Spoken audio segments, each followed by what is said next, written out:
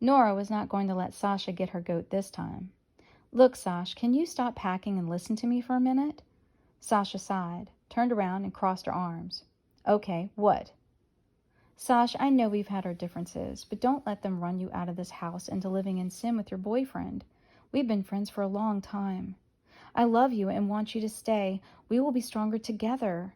I feel God will protect us from these trying times the world's going through. Ash is not going to take care of you like you need to be taken care of. Please, stay with us." Sasha, as usual, got defensive when Nora brought up her boyfriend, and she started packing again. "Ha! Ash and I are fine.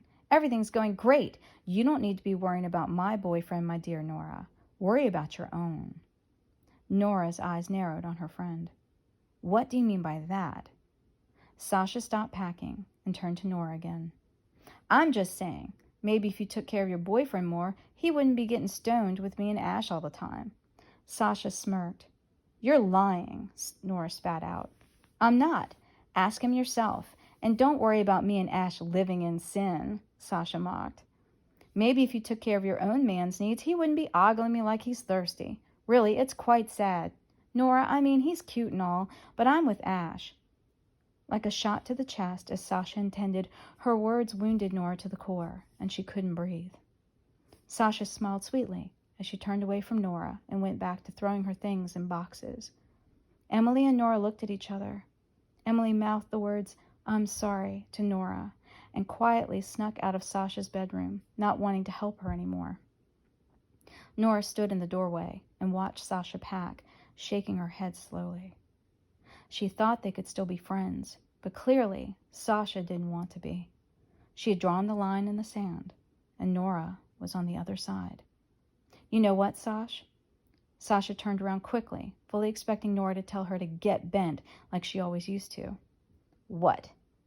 Nora was silent for a few seconds, eyeing Sasha up and down. "Thank you for being you," Nora said softly, her voice catching. She left Sasha's room. "Anytime," Sasha shouted at the door as she walked over to slam it close. She leaned her back against the door, and her anger turned to sadness as she slid down to the floor, clutching her knees as she wept silent tears she didn't want to cry. She didn't know why, but she felt bad for what she said to Nora. "Fucking Nora," she said as she wiped her nose. She already missed her friend. What Sasha didn't know was on the other side of the door, Nora was weeping silently as well. She already missed her friend too, even though Sasha stopped being a friend long before today. Man, I love this book.